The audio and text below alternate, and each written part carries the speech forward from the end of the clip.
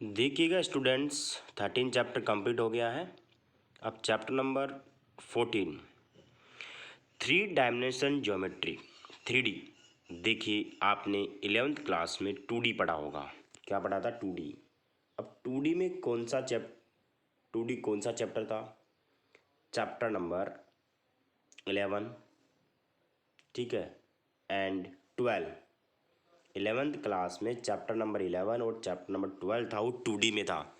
आपके पास कोई भी लाइन होती थी, उसका इनिशियल पॉइंट, जैसे मान लीजिए ये है x1 कोमा y1, ठीक है। मान लीजिए ये आ गया x2 कोमा y2। कहने का मतलब 2D का मतलब दो कोऑर्डिनेट x2 x और y, दो कोऑर्डिनेट x और y, x और y, x और y। कहने का मतलब 2D का मतलब होता है कि किसी प्लेन में आप फिगर बना सकते हो।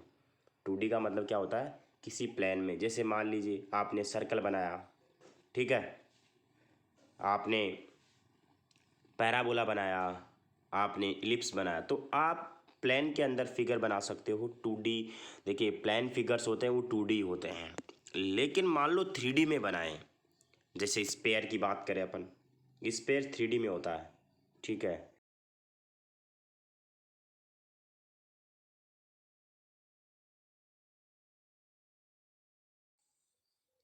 क्यूबोर्ड का मतलब हिंदी में घनाभ बोलते हैं, घनाभ। क्यूब हिंदी में बोलते हैं घन। सिलेंडर, कौन, स्पेयर, क्यूब, क्यूबॉइड, सिलेंडर, ये क्या होते हैं? 3D में होते हैं। तो देखिएगा स्टूडेंट, 3D का मतलब एक्स कोऑर्डिनेट भी आएगा, वाई भी आएगा और जेड भी आएगा, ठीक है। मतलब 3 कोऑर्डिनेट्स होंगे 3D के अंदर, इसलिए 3 डायमेंशनल ज्योमेट्री।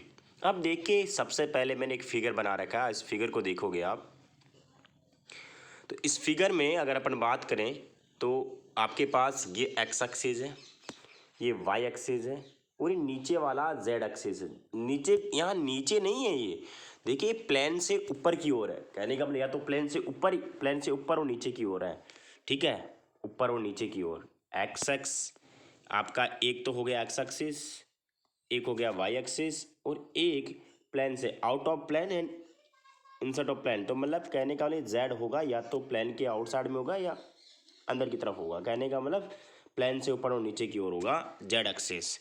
अब ये तीनों एक्सिस परपेंडिकुलर होंगे।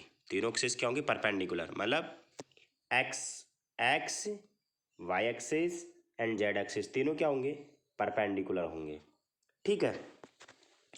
तीनों क्या होंगे? परपेंडिकुलर। ये कोई गारंटी नहीं है कि आप यहाँ पे एक्स ही लिखें, यहाँ पे एक्स ही लिखें, इधर वाई लिखें और इधर जेड ही लिखें। ऐसी कोई गारंटी नहीं। आप किसी कहीं पे भी लिख सकते हो, अरेंज कैसे भी कर सकते हो, कोई फर्क नहीं पड़ेगा। लेकिन तीनों क्या होंगे? परपेंडिकुलर होंगे।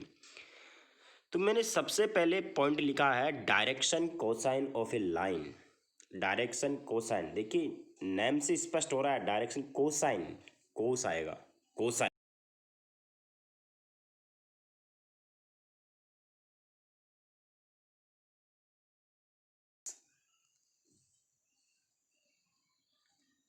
Angle alpha beta and gamma. देखिए यहाँ पे जो मैंने एंड लगाया है, ये एंड नहीं आएगा, ये एंड गलत हो गया है। Let a line O P makes angle alpha beta and gamma with X axis, Y axis and Z axis respectively in the positive direction, then direction cosine of O P line are cos alpha, cos beta and cos gamma, ठीक है। इनको लिखते हैं, cos alpha को L लिखते हैं, cos beta को M लिखते हैं, कोस गामा को एन। अब मैं इस पैराग्राफ का, इस सेंटेंस का मतलब बताता हूँ। आपके पास ये लाइन है, ये वेक्टर है, इस डायरेक्शन में है। इस ओपी लाइन है, इसके डायरेक्शन कोसाइंस बताने हैं। ये लाइन एक्स एक्स के साथ alpha angle, Y X X के साथ बीटा एंगल, वाई के साथ बीटा एंड जेड एक्स के साथ gamma. Alpha, beta and gamma, 3 angles बना रही है। Alpha beta and gamma, X X के साथ अल्फा, वाई एक्स के साथ बीटा एंड जेड एक्स के साथ गामा, एंगल्स बना रही है।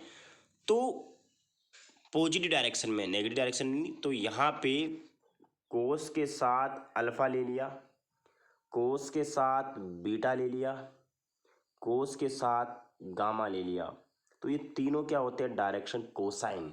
इसको लिखते हैं अपन एल, इसको लिखते हैं अपन एम, इसको लिखते हैं एन। तो ध्यान रखें एल, एम और एन ये तीनों क्या होते हैं, डायरेक्शन कोसाइंस होती है। ठीक है, डायरेक्शन कोसाइंस होते हैं। अब देखो यहाँ पे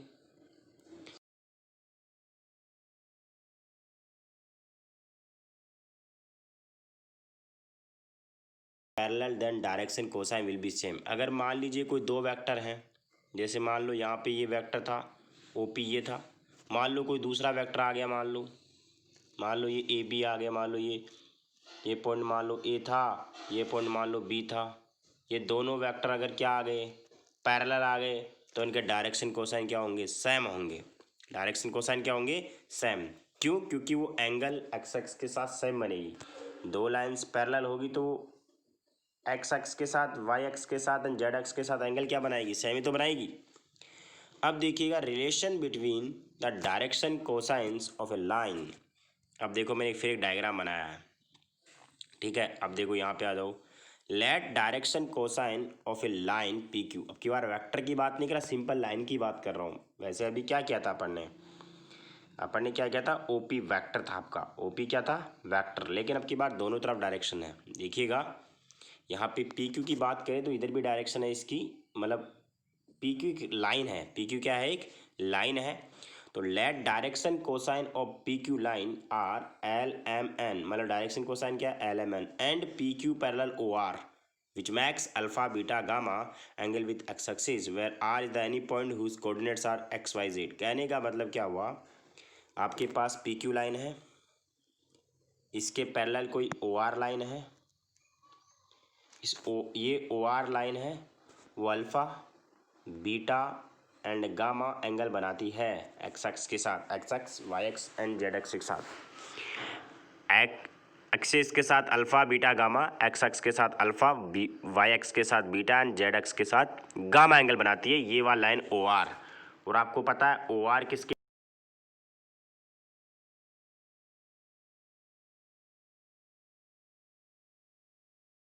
क्यू के और ओ आर के डायरेक्शन रेशियो क्या होंगे, डायरेक्शन कोसाइन क्या होंगे, सेम होंगे। अब यहाँ पे रिलेशन बताना है। यहाँ पे एक पॉइंट लिखा मैंने आर, आपको पता 3D में पॉइंट क्या होता है, एक्स भी कोऑर्डिनेट होगा, वाई भी कोऑर्डिनेट होगा, जेड, एक्स वाई जेड। ठीक है, अब इस राइट एंगल अगर अपन ट्राइंगल में बात करें, ट्राइंगल ओ एम आर में, इस राइट एंगल ट्राइंगल बात करें तो आप मेरे को बताओ कोस अल्फा क्या आएगा, कोस अल्फा होगा बेस अपॉन हाइपोटेनियस। बेस कितना है, ओ एम, बेस कितना है, ओ एम, और इसका हाइपोटेनियस बोलो ओ आर। ठीक है, कॉस अल्फा इक्वल, आप मेरे को बताओ जो ओ एम है, ये वाला ओ एम है, ये किसके इक्वल होगा, एक्स एक्स की तरफ जा रहे हैं तो इसका एक्स कोऑर्डिनेट। यहाँ पे अगर बात करें ये ओ एम होगा, वो कितना होगा, एक्स, क्योंकि एक्स एक्स की तरफ जा रहे हैं, एक्स कोऑर्डिनेट क्या है, एक्स है। अब ओ आर की वैल्यू देखिए, अपन आर लेट करके चलते हैं, कोई भी वेक्टर मान लेते हैं, कोई भी आर मान लेते हैं इसको सिंपल। अगर मैग्नीट्यूड की बात करेंगे तो मैग्नीट्यूड की बात करेंगे तो आर मानेंगे। वैसे आर वेक्टर क्या होता है, आर वेक्टर होता है एक्स आई प्लस वाई जे प्लस जेड के। ठीक है, लेकिन यहाँ पे सिंपल लाइन है, वेक्टर की बात ही नहीं कर रहे हैं, यहाँ पे सिंपल ओ आर है। तो ओ आर के लिए यहाँ पे मैग्नीट्यूड आर रख लेंगे, आर वेक्टर नहीं रखेंगे। तो यहाँ पे कोस अल्फा की वैल्यू क्या आ गई, बेस अपॉन हाइपोटेनियस। बेस कितना है, एक्स, हाइपोटेनियस कितना है, आर। तो एक्स की वैल्यू क्या आ गई यहाँ से, आर कोस अल्फा आ जाएगी। एक्स की वैल्यू क्या आ जाएगी यहाँ से, अगर अपन एक्स की वैल्यू निकालेंगे, एक्स की वैल्यू निकालेंगे तो कितनी आएगी, एक्स की वैल्यू आएगी आर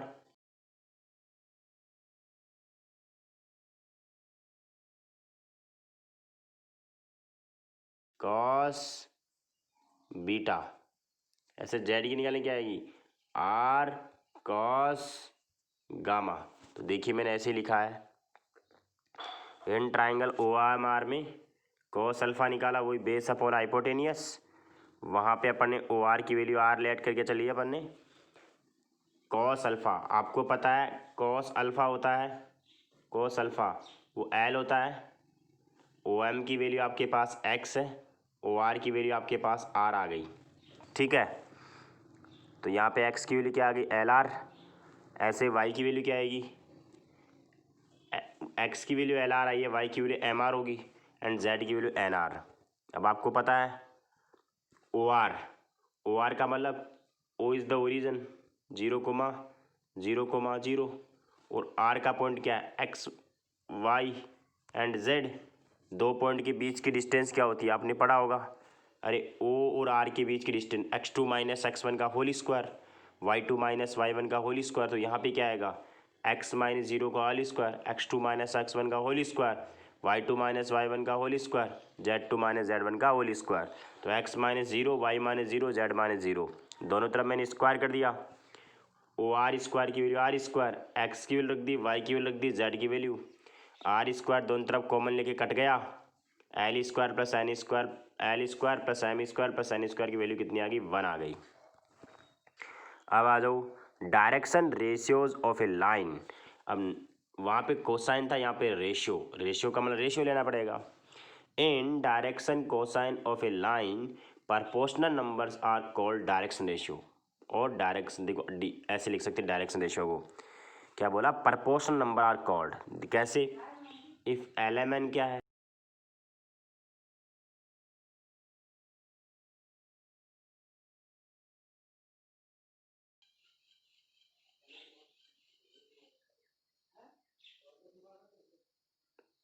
एल एम एन क्या है, direction cosine, A B C क्या है, direction ratio of a line. अपन ने लेट किया है कि एल एम एन तो है डायरेक्शन कोसाइंस, और ए बी सी क्या है, direction ratios of a line. Then for any non zero lambda, ठीक है। अभी मैंने बताया कि जो डायरेक्शन रेशियो होते हैं वो प्रोपोर्शनल होते हैं, मतलब ये आपके पास ए है प्रोपोर्शनल डायरेक्शन कोसाइन के, बी इज प्रोपोर्शनल एम के, ठीक है, सी इज प्रोपोर्शनल एन के। जो ये प्रोपोर्शनलिटी का साइन है वो एक कांस्टेंट आएगा, वो क्या आएगा, मैंने लैम्डा लेट किया तो A equal to lambda L, B equal to lambda M, and C equal to lambda N. कहने का मतलब जो डायरेक्शन रेशियोज होते हैं वो डायरेक्शन कोसाइन के प्रोपोर्शनलिटी होते हैं, ठीक है। तो यहाँ पे इफ़ एल एम एन तो आपके पास डायरेक्शन कोसाइन था, A B C direction ratio था, लैम्डा कोई कांस्टेंट रियल वैल्यू थी, तो ए की वैल्यू लैम्डा ए, बी की वैल्यू लैम्डा बी, सी की वैल्यू लैम्डा एन। यहाँ पे एल एम एन क्या है, डायरेक्शन कोसाइंस है, ए बी सी क्या है, डायरेक्शन रेशियोज है। देखिए आपको पता है डायरेक्शन रेशियो नेम से स्पष्ट हो रहा है, तो यहाँ पे A ratio B ratio C, L upon A, M upon B, N upon C. अपन ने कोई ये रेशियो है वो इक्वल रख लिया के equal, L upon A, M upon B, N upon C equal रख दिया के इक्वल। यहाँ से एल की वैल्यू क्या आई, ए के, एम की वैल्यू बी के, सी एन की वैल्यू सी के। आपको पता है एल इसको,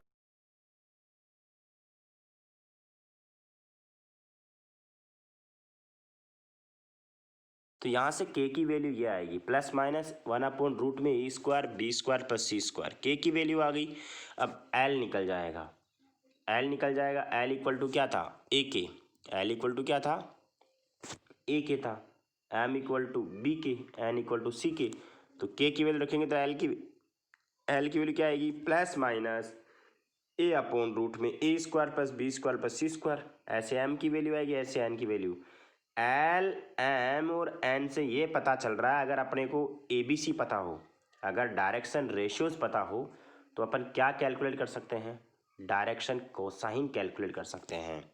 अगर अपने को ए बी सी पता हो तो अपन एल एम एन कैलकुलेट कर सकते हैं। अब लास्ट पॉइंट है छोटा सा एक, direction ratio of a line passing through 2 points. आपके पास ये पॉइंट है, आपके पास ये पॉइंट है, ठीक है। पी पॉइंट है x1 coma y1 coma z1, x2 coma y2 comma z2। तो direction ratio of line P Q, x2 minus x1, y2 minus y1, z2 minus z1। तो ये आ गया।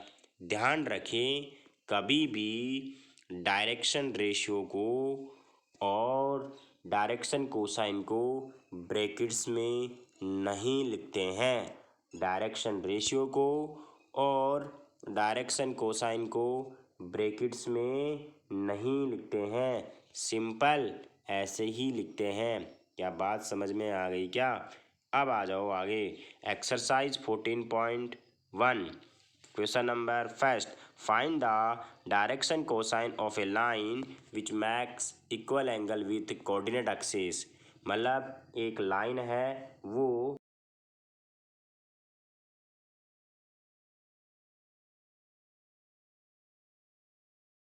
अल्फा, अरे कोई भी लाइन है, अगर अपन कोई भी लाइन की बात करेंगे, अगर वो सबके साथ सेम एंगल बनाएगी, जैसे मान लो ये लाइन थी, ये एक्स, ये वाई और ये जेड एक्सिस, तो ये लाइन है, मान लो ये ओपी है, तो ये वाला लाइन मान लो अल्फ़ा बी, वाई के साथ भी अल्फ़ा अल्फ़ा अल्फ़ा अल्फ़ा, सबके साथ अल्फ़ा कौन बनाती है?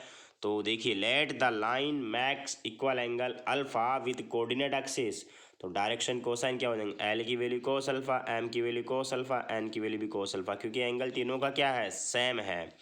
आपको पता है फॉर्मूला ये होता है L square plus M square plus N square की वैल्यू 1, तो cos square alpha plus cos square alpha plus cos square alpha equal to 1, 3 cos square alpha equal to 1, cos alpha की वैल्यू प्लस माइनस 1/√3। आपको पता है जो cos alpha था वही L था, वही एम था, और वही क्या था? एन। कोस अल्फा ही तो था, तो एल की वैल्यू भी ये आ गई, एम की वैल्यू भी ये आ गई, एन की वैल्यू क्यों? क्योंकि कोस अल्फा की वैल्यू यही है। अगला question, find the direction cosine of a line joining two points. अब देखिएगा, डायरेक्शन रेशियो निकालना पड़ेगा पहले। डायरेक्शन रेशियो क्या होता है? x2 minus x1, y2 minus y1, z2 minus 4 में से 4 गया 0, 5 में से 2 गया 3, 7 में से 3 गया 4, तो डायरेक्शन रेशियोज क्या आ गए? 0 3 4।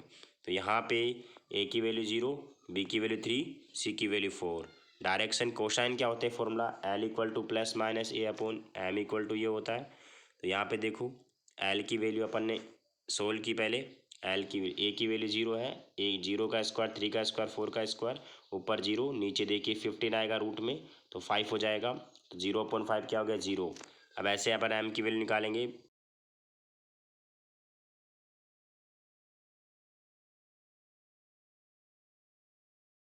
तो मैंने डायरेक्ट 5 लिख दिया है, बी की वैल्यू 3, तो एम की वैल्यू ये आ गई।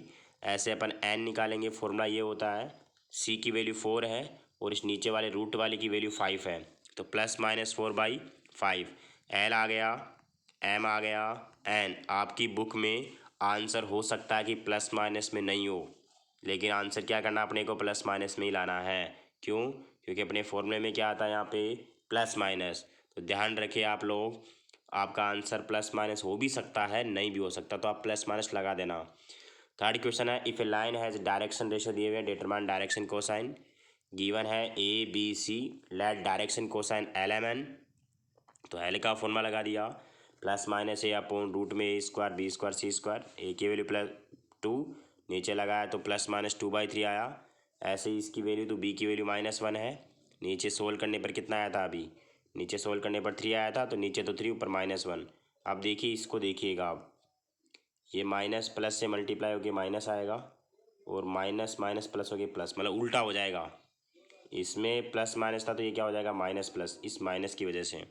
अब आगे आ जाएगा, एन की वैल्यू ऐसे निकालेंगे, तो देखिए ये माइनस है तो ये उल्टा हो जाएगा इसका, तो एल की वैल्यू आ गई, एम की वैल्यू आ गई, एन की वैल्यू आ गई।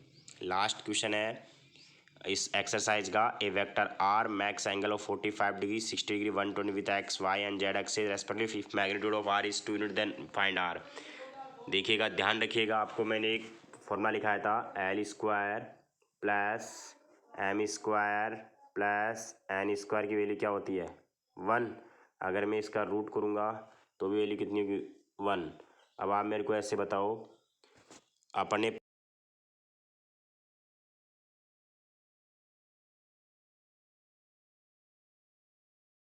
क्या होता है? यूनिट वेक्टर का मैग्नीट्यूड होता है 1। अब अभी अपन ने किया है L square plus M square plus N square की वैल्यू क्या है? 1। कहने का मतलब ये भी एक LMN भी एक यूनिट वेक्टर को रिप्रेजेंट कर रहा है। अगर अपन बात करें L square plus M square plus N square का रूट कर रहे हैं तो भी वैल्यू 1 आ रही है, मतलब ये एक यूनिट वेक्टर को मैग्नीट्यूड 1 कब आता है, जब उसको यूनिट वेक्टर को रिप्रेजेंट, वैसे एक्चुअल में तो नहीं है लेकिन अपन बता सकते हैं कि LMN, क्योंकि आप बात करते हैं L² + M² + N² की वैल्यू भी कितनी होती है 1, और 1 का जब कॉन्सेप्ट होता है वो यूनिट वेक्टर से रिप्रेजेंट मान सकते हैं अपन। तो कहने का मतलब क्या हुआ, जो LI + MJ + N एक यूनिट वेक्टर को रिप्रेजेंट करेगा, LI MJ NK, क्योंकि इसका जब आप मैग्नीट्यूड निकालोगे, जब आप इसका मैग्नीट्यूड निकालोगे, इस वाले का मैग्नीट्यूड निकालोगे, उसकी वैल्यू 1 आएगी। और आपको पता है जब यूनिट वेक्टर निकालते हैं, कोई भी यूनिट वेक्टर निकालते हैं तो फॉर्मूला क्या होता है, वैसे ए कैफ निकालते हैं अपन क्या लिखते हैं, ए का वेक्टर अपॉन ए का मैग्नीट्यूड, लेकिन यहाँ पे आर का वेक्टर अपॉन आर का मैग्नीट्यूड, और ये किसको रिप्रेजेंट कर रहा है, यूनिट वेक्टर को रिप्रेजेंट कर रहा है। ध्यान रखें हमेशा LI + MJ + NK unit vector को रिप्रेजेंट करता है, जहाँ पे वेक्टर तो आर है और मैग्नीट्यूड आर मोड है। आपको मैग्नीट्यूड दिया हुआ आर मोड की वैल्यू 2 दे रखी है, और आपको पता है एल की वैल्यू cos अल्फा होगी, cos 45 दे रखा है, एम की वैल्यू cos बीटा 60 दे रखा है, और cos 120 वो -1/2। अब आप आर इक्वल टू, ये फॉर्मूला है, अब इसको क्रॉस मल्टीप्लाई कर दिया तो देखिए ये मैग्नीट्यूड यहाँ चला गया और इसकी LMN की वैल्यू रख दी आर।